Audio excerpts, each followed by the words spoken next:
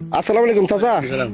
আমরা শুনছি এলাকাত নাকি একটা পরিবার আজকে 2 দিন না খেয়ে আছে এবং চুলাতে আগুন জ্বালানো। অসহায় এই পরিবারটা। কোনটা ওই যে এই ঘরটা? এই ঘরটাই দেখা যাচ্ছে না, এই ঘরটা। এরা 2 দিন না খেয়ে আছে। হ্যাঁ, না খাই আছে, এরা কষ্ট। এই আসুন তো দেখি। চাচা আপনি কই যান? একটু আমাদের সাথে আসেন, আপনারা 2টা মিনিট কষ্ট তুমি আসেন। গো বাড়িতে কেউ আছেন নি গো? আমরা শুনছি আপনারা নাকি আজকে 2 দিন না খেয়ে আছেন। না ঘরে খাবার মতন কিছু নেই, আমরা ঘরে দেখি আমরা যেন এক চাল রান্ধি খামো, আমাদের রান্নার চাইলেও নাই। আমাদের ছেলে বাচ্চা নিয়ে আমরা খুব কষ্ট করতে আছি, ফানিয়ে কাজে উড়ি সব দিকে দিকে চোখই। ও এই কিউট বাবুটা কার? এটা আমাদের বাবু। উনি আপনার কি হয়? এই যে আমার শাশুড়ি। ও চাচি ভালো আছেন?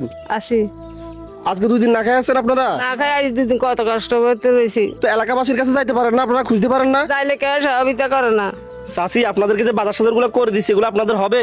হবে আমরা কইছিলে খুশি হয়েছি। আপনারা আজ ভাত দুগা খাইতে পারুন। আজ 3-4 দিন ভাত খাই না, গা কাপে কথা কইতে পারি না। চাচি আপনাদের পরিবারে কর্ম করার মতো কেউ নাই? কে নাই, স্বামী মরি গেছে আজ ক বছর। ও হুতজ্ঞ আছে তো সমস্যা, করতে পারে না, মাথা গিরাইতে পারে না, করতে পারে না। তো আপনারা কিভাবে চলেন, কিভাবে খান? কত কষ্টের দিন কাটাই। আমি কোনোদিন সুখাই না রে বাজি, আর কোনোদিন সুখাই না। আমার জীবনে দুঃখে দুঃখে গেছে, দুঃখে দুঃখে গেছে। আমার দুঃখের কথা মনে উঠলে কলজা হারিয়ে যায়, আমি কার কাছে কইতে পারি না। নেন, আমি 100 টাকা দিছি আপনাদেরকে।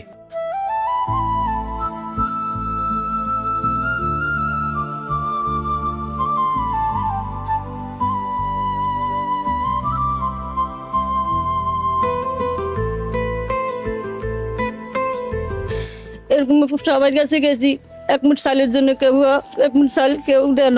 এ ষোলোর ছেলে বাচ্চা লিখুনি লইয়ে কত আনো কষ্ট রয়েছে, খানিয়ে কাজী ভিতরে কত কষ্ট রয়েছে আসিলাম।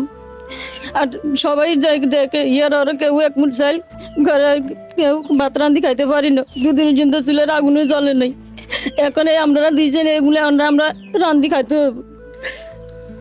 আহার জীবন। আমি আছি এখন বর্তমানে আমার জন্মভূমি নোয়াখালী হাতিয়া তমরুদ্দিতে।